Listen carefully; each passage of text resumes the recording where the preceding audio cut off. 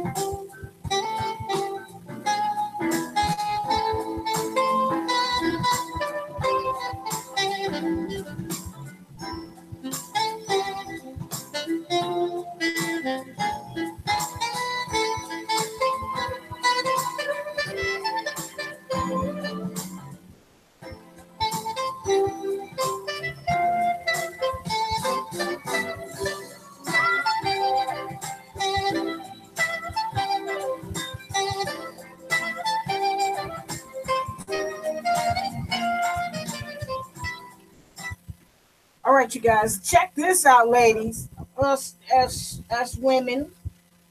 So, the head of global marketing at Apple Music has a new gig.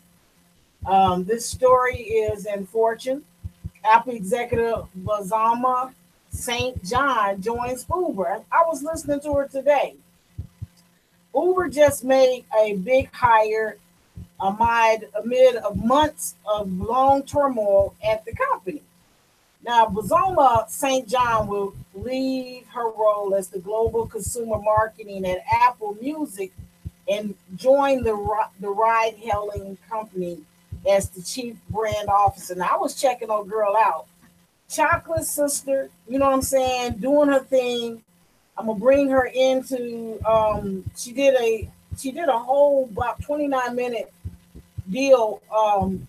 But this is a real sister. This is a chocolate beautiful black woman who is in contact with her blackness, as well as understanding brand management and being able to focus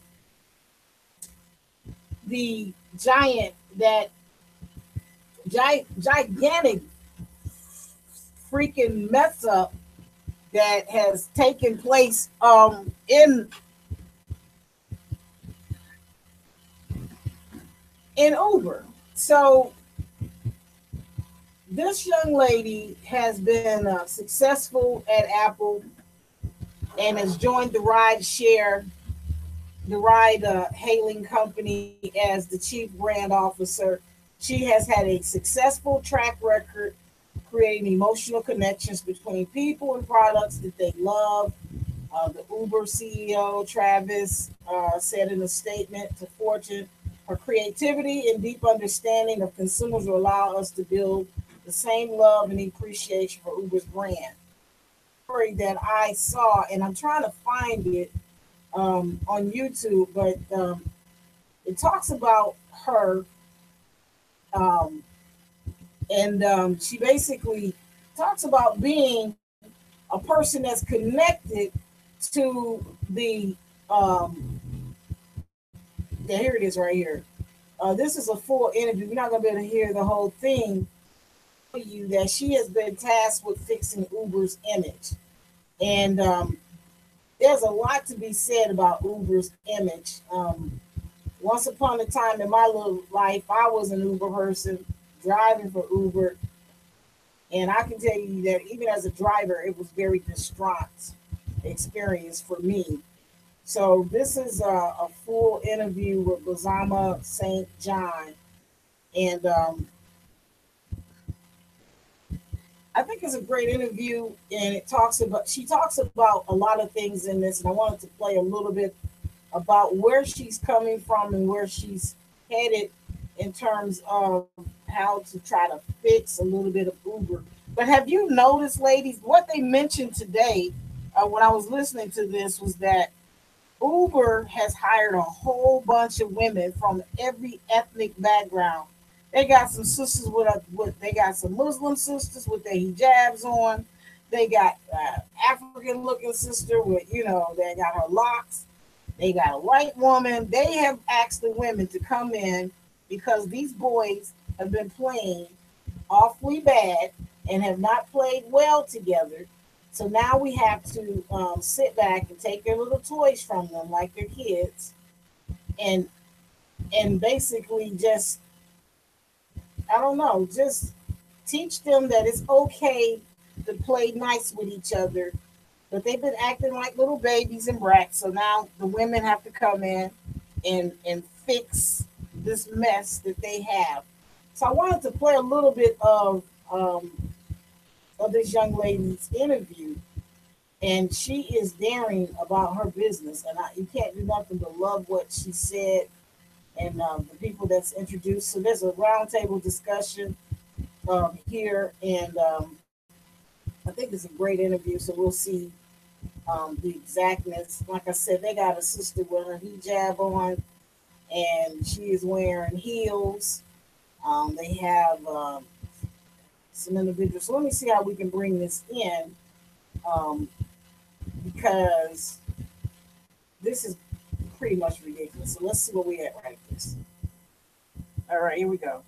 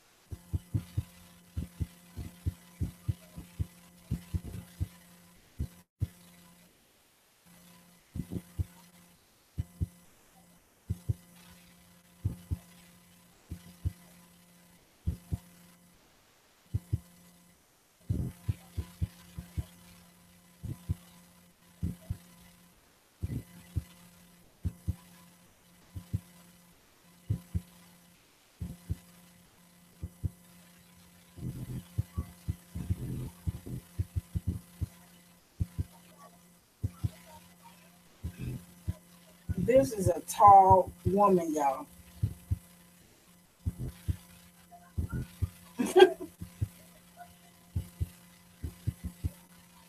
Her braids are down by her kneecaps, y'all, almost. Beautiful.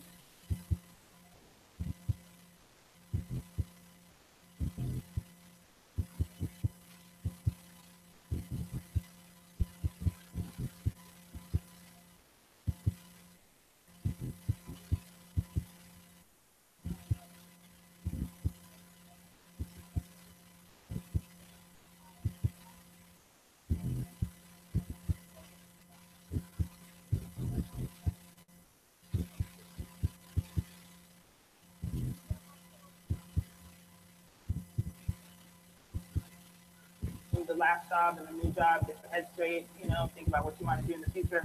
I didn't have time for that, you know. In this one, and to the question, is like, you know, we announced that I was joining, and then almost immediately it was like, okay, I got to get to work. And work for me is a number of things. It's, you know, understanding sort of the landscape, you know, of what is happening. So whether in the press or in culture or, you know, developments in the app and in the product, and then figuring out how to actually tell that story. You know, what are all the channels that are available to us? And so figuring out what are the important stories to tell, what channels are the best ones to tell them in, who are we actually talking to? Because that's, I mean, that's as important as anything else. And that requires a whole host of things, you know, whether it's about research, you know, to understand what the actual challenges are, whether in the product itself or with perception, et cetera, et cetera. And then again, figuring out, well, what are the right messages and the ways to tell them, you know, so creating the creative narrative. So that would be difficult in normal circumstances. When you arrived, you were hired by a CEO who was then ousted by shareholders. Yeah. There's been revelations aplenty, one after the next, including on Recode, New York Times, and other things. There's a lawsuit. There's a shareholder fight between the shareholder and the founder. You've gotten a new, there was a CEO search that went on as if it was The Bachelor. You've got a lot of challenges. Yes, everything was bright. Yes. In the spotlight. Let's start with the first one. You were hired by someone who was fired. Right. And for different reasons at the time. So how do you report now to who? Francis? Yes, Francis Fry. Okay. Yeah. So explain how that transition was, because you're not, this is not a normal circumstance by any stretch. Yeah, I mean, quite honestly, I mean, I've said this before, which is that I felt like I knew enough of what I needed to know. I asked a lot of questions before I took the job. I asked some difficult ones, you know, of Travis himself. And such as? I got, well, a lot of things like, what is coming? Right. What else is there, you know? Because I wanted to know as much as I could before coming in. Like if it was going to be not just about the work, but for me. You know, because I think sometimes we forget that it's not just about the work, you know, it's about me being in the space.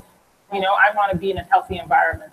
You know, the job is tough enough. And if I'm not in a healthy environment, I can't produce, quite simply. Did you have a problem with what went on before and what has been revealed? Yeah. Tell me about that problem. What was your problem? Well, I think there are so many problems in so many places. I don't believe that there is yet a utopia, you know, for a person like me in an environment like this.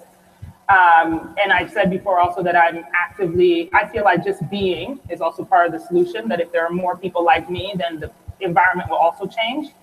But I wanted to make sure that any of the issues, whether you know, any of the claims, the things that were happening, you know, this very aggressive culture or, you know, sexual harassment or any of the things that had been talked about, was that a present thing? You know, were they things that were happening on a daily basis? You know, it's like, do you walk down the hallways and do I feel afraid? You know, do I sit in an office and feel like my colleagues are looking at me in a way that won't allow me to align ideas, or that my, you know, efforts are not going to be appreciated? And what I found was very different. You know, because I did go to the office, I did talk to people, I walked around, I wanted to know, it wasn't just his perspective, I wanted to know a lot of people's perspectives. And what I found was really encouraging to me, and I felt like I could do it. But what was their pitch to you? What was their charge? Why is when I first spoke to you when you joined, you said you knew it was going to be a challenge. Yeah. Why is this a challenge that you felt like it was worth taking on?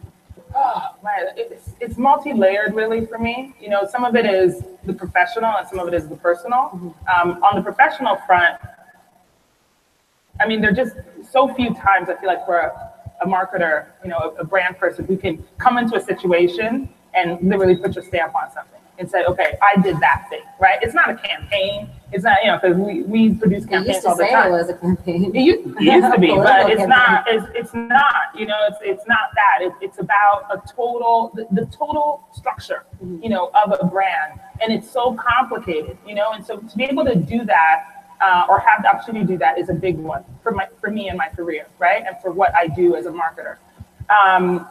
Personally, I get a little bit emotional when I talk about this because I feel it to my heart, which is that, you know, I don't want to run, you know, from any situation. I don't want to feel like I don't belong someplace. You know, I think it's unfair, you know, and so for me, if I can go into a situation like this, which has been sort of the tip of the spear for what is wrong, and we can fix that thing, I know for sure, like, everything else will be all right. You know, I just want to hold up the mirror and say, okay, if this place can do it, then so can every place else. Right. And so I want to feel that. You know, I don't want to be in any other situation where I feel like I can't produce or I can't be my whole self because there are prejudices or uncomfortable situations because of who I am. All right, so I'm sorry if I'm paraphrasing correctly. Yeah. It's like if I can take this disaster area and make it look pretty, or make it look good, or get back to a healthy place. Presumably that's the goal. Yeah. So let's talk about that, like how you do that. I think there's probably not been a bigger brand challenge. And maybe you have research that shows nobody cares. It could be a Trump situation, nobody cares, like no matter what you all do there, over and over. I care. I think a lot of people in Silicon Valley care. Yeah. Let's talk about the brand challenge. I mean, how do you sell? I stopped using Uber. I still use it. I'm using it again because of Dara. I want to give him a chance. But I did. It was definitely a consumer choice. I was like, enough of the stuff I learned. I was like, no, I'm not giving money to these people. So what is the immediate brand challenge? Because I mean, you can't really sell now with 100% less sexual harassment. Like, you know what I mean? Like, you know what? I don't think you should be our copywriter. No, yeah. I don't think it would work out, right? No more regulatory lying. Right. You know, we promise. You're definitely not getting the job. Like, just so we're clear. We promise not to physically attack you in cars. So what do you do with this brand? You've got the lawsuit, you've got the report, the older report, you've got this, you've got that. Where do you begin as a marketer? Yeah. Like, you can't be shiny happy, right? No, you can't be shiny happy. I think it's a combination of things. You know, I think like any product or any brand, it's multifaceted. You know, it's very complicated.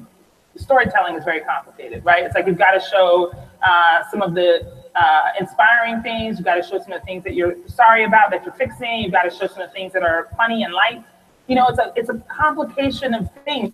Stuff because you're so aggressive and that image. I mean, I think quite literally, it is about movement. You know, so I'm sort of flying off the cuff here. I feel like it is about movement, and so to me, if I think about it more emotionally, it is a movement also of like feeling and like, you know, of upward mobility and opportunity. All right, ladies, this is Wamr St. John. She is the Chief Brand Officer. This is an interview at the Code Commerce, and definitely you guys want to take a listen to, because she actually ate this up real good. She handled her business with this situation, and definitely want to get into a little bit. You can actually look at this on just Google her in the YouTube of Wamr St. John, and she actually is doing a great job in representing what to do in order to clean up a brand. You know, when people do not understand that brand management is so crucial, but they don't believe that until, like, right now we have, you know, you got people that are really in trouble right now that is their house. That's from the Republicans to Uber. You have a series of negative light that consumers are having a problem with. As women, we consume, we spend a lot of money. We spend more money than men. First of all, there's more of us than them. That's the first thing. The second thing is that consciously we always are settling in our households, our families. We're taking care of our friends, our, our elderly parents, our girlfriends. We're always in a place where we are constantly taking on more than men do on a day-to-day basis. And then at the end of the day, we're still doing the breadwinning, the nurturing, the birthing, all of that stuff. So a woman's work is really never ever done. So we're going to get into a little music here in a minute, but I definitely want to go over what's happening with the weather and what's happening with traffic at 8:30 as we bring in the traffic situation here in Atlanta. Of course, it's always a mess. I think we got away with not having a lot of damage from the storm, but we do have some inches of rain that are going to be coming in. But let's just jump into this particular part of our traffic, and then we'll get back. I have no idea why this. Have you ever just clicked on something and everything just starts popping up? But anyway, this traffic report is being brought to you by cecisfm.com. You can reach out to them at 888-245-2334. So at the top of the hour, Henry County, I-75 southbound and I-675, all lanes are shut down with a jackknife tractor trailer crash. They're asking you to use Highway 41 as an alternate. All right, in Henry County, we just said that about blocking all the lanes. I apologize. I don't know why I leave my keys in the car, but I do. I mean, my glasses in the car. I can't see nothing. My eyes start hurting. So inside the perimeter, I-85 southbound, slow and go before the Georgia 400 merge. The top end of I-285 westbound, much better than earlier, but still 20 minutes ride from I-85 to 400, Georgia 400. Moving around in Gwinnett, we got SR 316 westbound past Sugarloaf Parkway, crash causing delays. All right.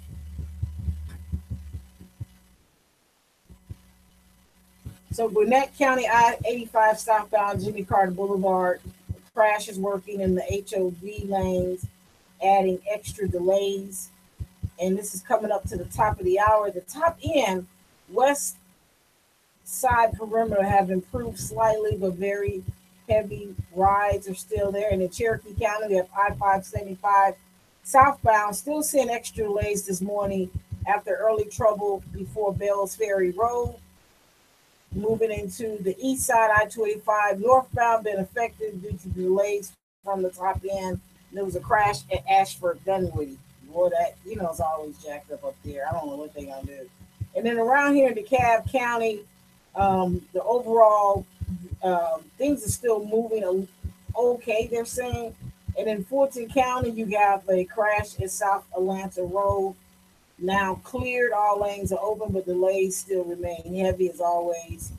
And at the very top of the hour, we have southbound Indian Trail Road, 2-vehicle crash working the left shoulder. Now this brings us into the last part of what we're talking about, which is the weather that's taking place.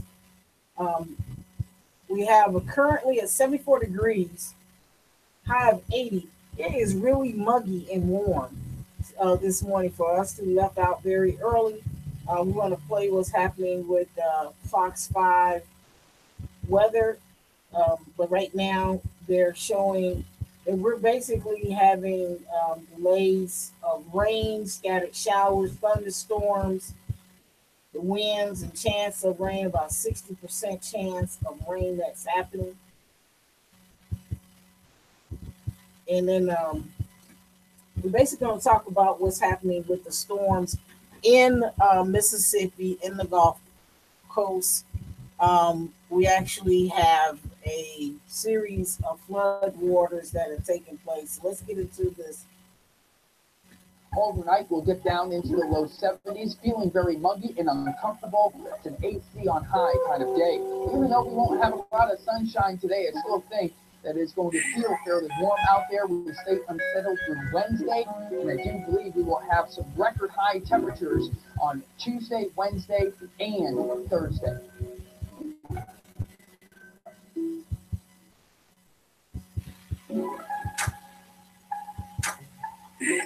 All right, let's get into a little music with DJ some more.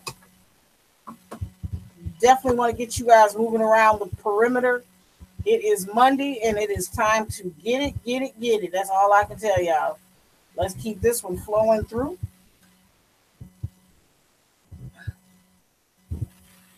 And we shall be back.